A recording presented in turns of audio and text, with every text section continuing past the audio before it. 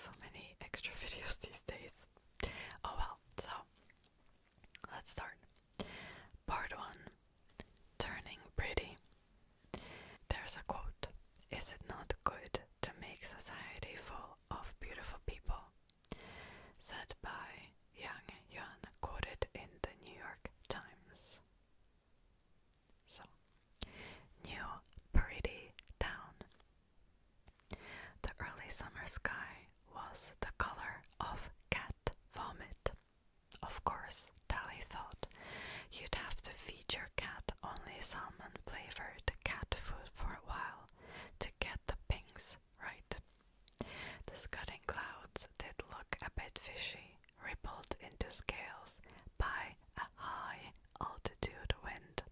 As the light faded, deep blue caps of night peered through like an upside-down ocean, bottomless and cold. Any other summer, a sunset like this would have been beautiful, but nothing had been beautiful since Paris turned pretty. Losing her best friend sucks, even if it's only for 3 months and 2 days. Tally Youngblood was waiting for darkness. Side note, I did not realize her name was Youngblood. Okay.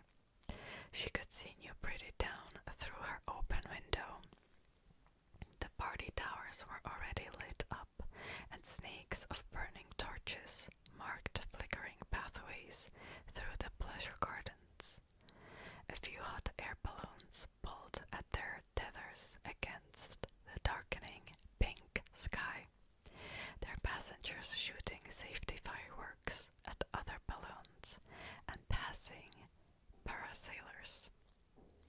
Laughter and music skipped across the water like rocks thrown with just the right spin, their edges just as sharp against Tally's nerves.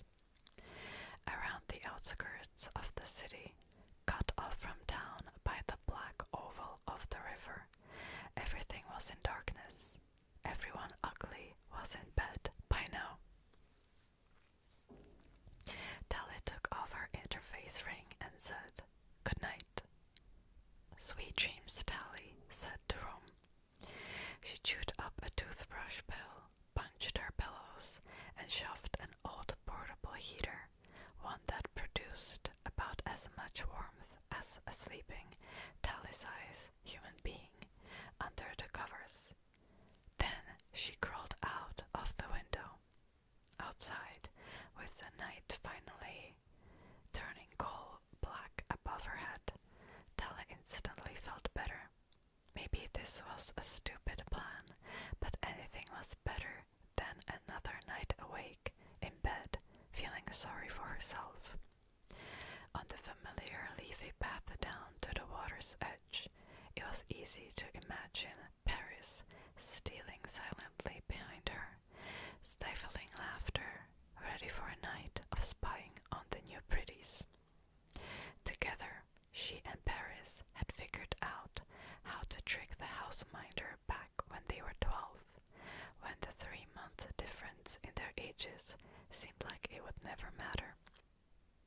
"Best friends for life," Tally muttered, fingering the tiny scar on her right palm. The water glistened through the trees, and she could hear the wavelets of a passing river skimmer's wake slapping at the shore. She ducked, hiding in the reeds. Summer was always the best time for spying expeditions. The grass was high, it was never cold, and you didn't have to stay awake through school the next day. Of course, Paris could sleep as late as he wanted now, just one of the advantages of being pretty. The old bridge stretched massively across the water, its huge iron frame as black as the sky. It had been built so long ago that it held up its own weight without any support from hover struts. A million years from now, when the rest of the city had crumbled, the bridge would probably remain like a fossilized bone. Unlike the other bridges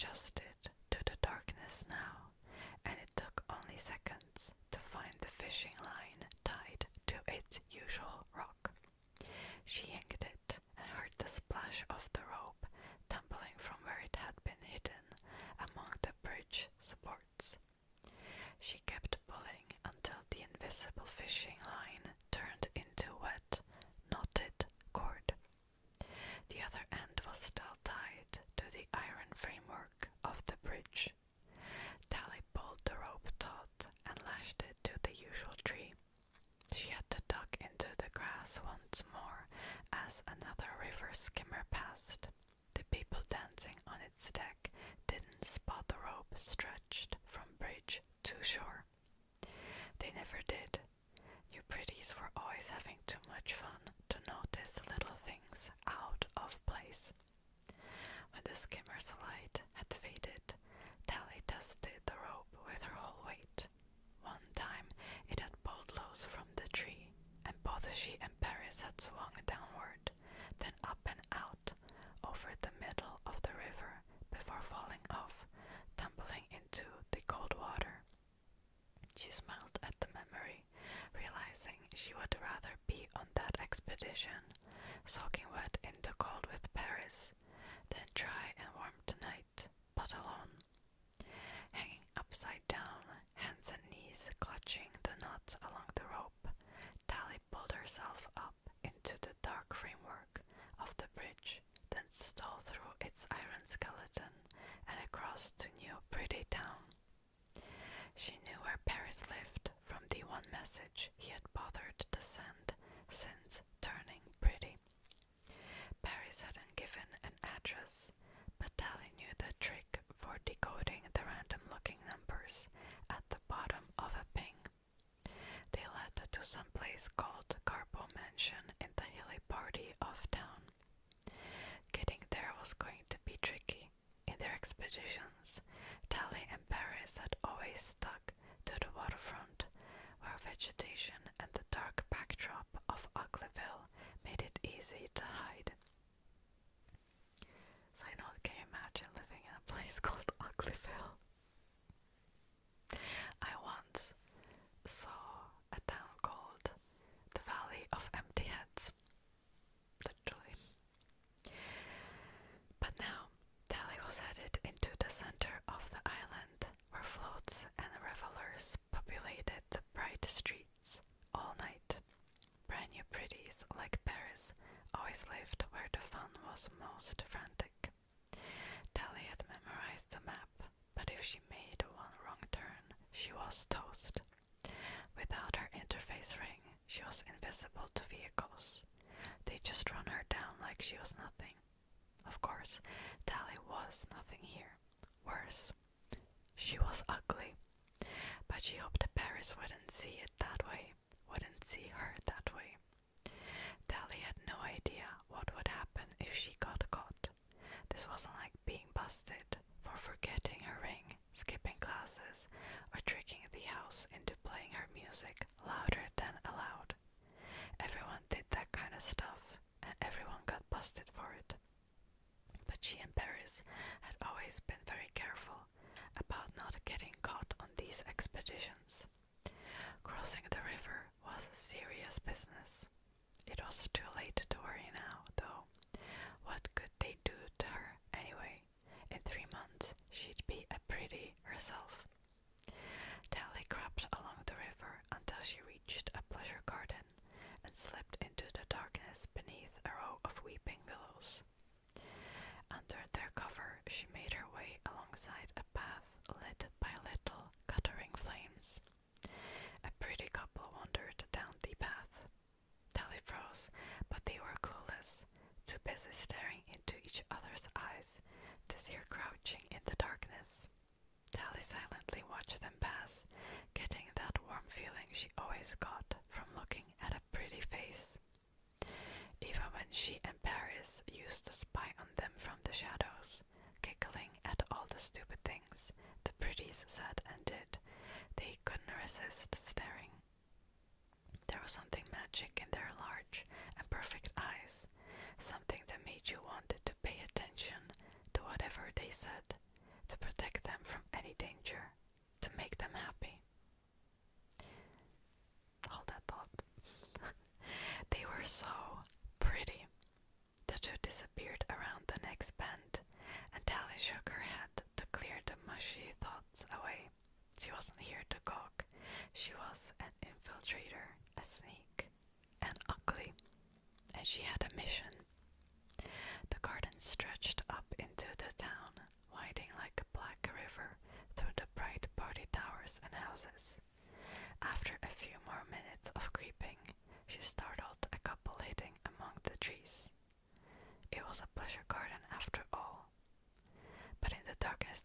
see her face, and only teased her as she mumbled an apology and slipped away.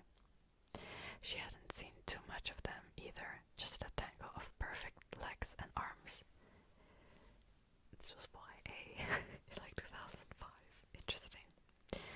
Finally, the garden ended, a few blocks from where Paris lived. Tally peered out from behind a curtain of hanging vines. This was farther than she and Paris had ever been together, and as far as her planning had taken her. There was no way to hide herself in the busy, well-lit streets.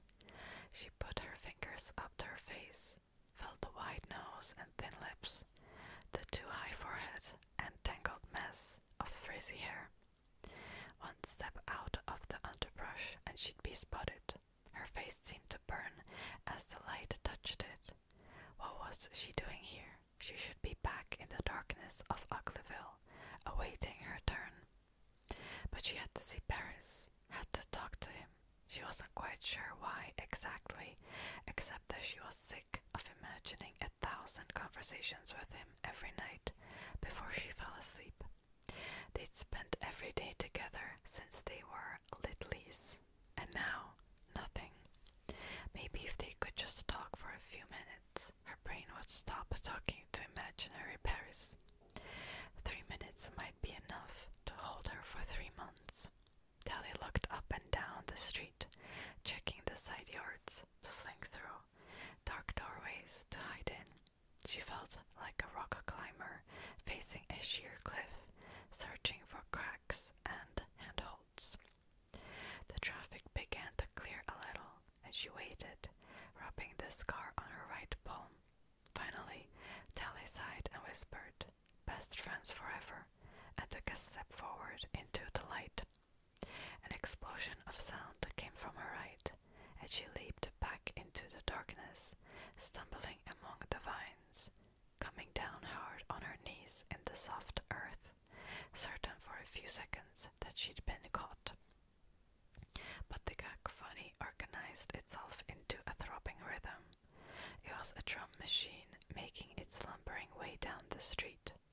Wide as a house, it shimmered with the movement of its dozens of mechanical arms, bashing away at every size of drum.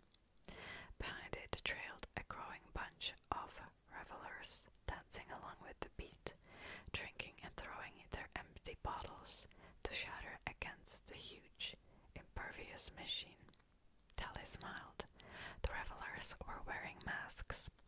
The machine was lopping the masks out the black, trying to coax more followers into the impromptu parade. Devil faces and horrible clowns, green monsters and grey aliens with big oval eyes, cats and dogs and cows, faces with crooked smiles or huge noses. The procession passed slowly, and Tally pulled herself back into the vegetation. A few of the revelers passed close enough that the sickly sweetness from their bottles filled her nose. A minute later, when the machine had trundled half a block farther, Tally jumped out and snatched up a discarded mask from the street. The plastic was soft in her hand, still warm from having been stamped into shape inside the machine a few seconds before. Before she pressed it against her face, Tally realized that it was the same color as the cat vomit pink of the sunset, with a long snout and 2 pink little ears. Small adhesive flexed against her skin as the mask settled onto her face. Tally pushed her way through the drunken dancers, out the other side of the procession, and ran down a side street toward Garbo Mansion, wearing the face of a pig. End of chapter 1. So, I'll briefly tell you what happens in chapter 2. So she ends up finding her friend, and obviously he's been transformed, but he also is not exactly acting the way that he acted before. There's just something different and odd about him. So, I think first of all, this predates Hunger Games and Divergent, which is like, wow,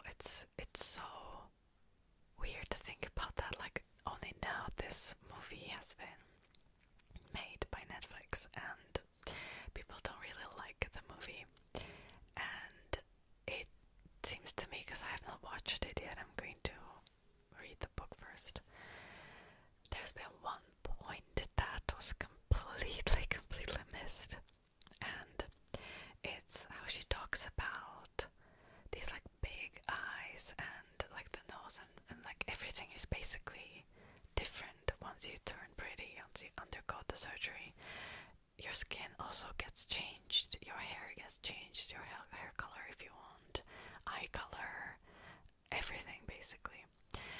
But also, the beauty standards in this time are completely different than the movie shows. So, actually, later on, Tally stumbles upon a magazine from the old times. So, this is set in the future. She finds a magazine from the old times and she thinks that every model is just so ugly, right? So, the beauty standards basically in this time period is completely like overly exaggerated and not real, like completely artificial, and it's something that was kind of made up by the government. I will not go into like other spoilers, but the point is the beauty standard is completely artificial. You cannot be born pretty. And it talks about how, in the old times everyone looked different. People could be born, attractive. Well, now that wasn't the case anymore because the beauty standards are just artificial. And I thought about this and I was like, that's interesting because this book was published like 20 years ago, right? Back then, I was very young, but it seems to me that back then, celebrities, like the beauty standard was just very different compared to now, right? And now, it's like, no matter how attractive you are born, if you are a celebrity or you are in the public eye, you will end up always doing some procedures, whether it's like minor like fillers, Botox, or like plastic surgery. Like, we are getting there already. Like, the beauty standards in this time, just 20 years later, when this book was published, are becoming artificial. Of course, there are people who are born attractive, but even if you are, every celebrity out there is doing like these procedures. We are there already, my friends. Like, we are pretty much there already, which is why I find this so interesting. And that's something that the movie completely missed, because in the movie the beauty standards are still somewhat realistic. They're not overly exaggerated like in this book, right? This book it's like your eyes are like humongous and like you have extra large lips. Basically, the beauty standards is like Bratz dolls, kind of, right? It's set in like the future. Think about it. Think about the beauty standards that we will have in like 100 years, 200 years. It's going to be very different from today, I can assure you. So,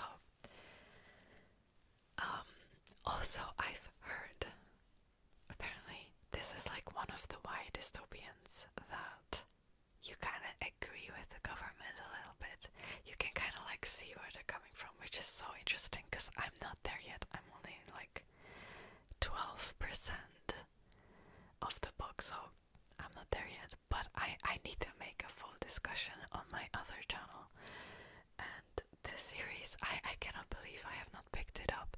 I knew very little about it, only the fact that it like promotes like Eurocentric features, but now that I know more about it, it does not. It promotes artificial features, not Eurocentric, and it's kind of sad that the movie, obviously they didn't have the budget to use CGI on every single person that would be pretty, which is such a shame because like the entire point was just lost. Anyways, this series is like fascinating me, and there's more. There's like social criticism and environmentalism and how they. Okay, I cannot tell you anymore, but talks about a bit of like it talks a bit about like mental health and like tweaks people can do. It's so interesting. Anyways, read this book. Don't watch the movie. The movie is just like, it completely missed the point.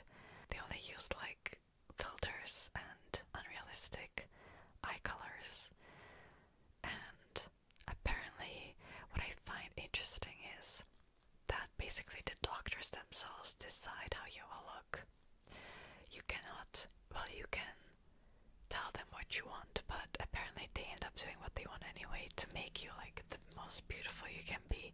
It's so interesting. Anyways, read the book or join me for the discussion later on my other channel once I'll read it and film the video, and I'm probably going to continue with the series if it will be good, because yeah. Also, the fact that everyone kind of looks the same. They look very artificial, like humanoid creatures, but all of them look the same, and therefore there are like no differences in how people treat each other. It's interesting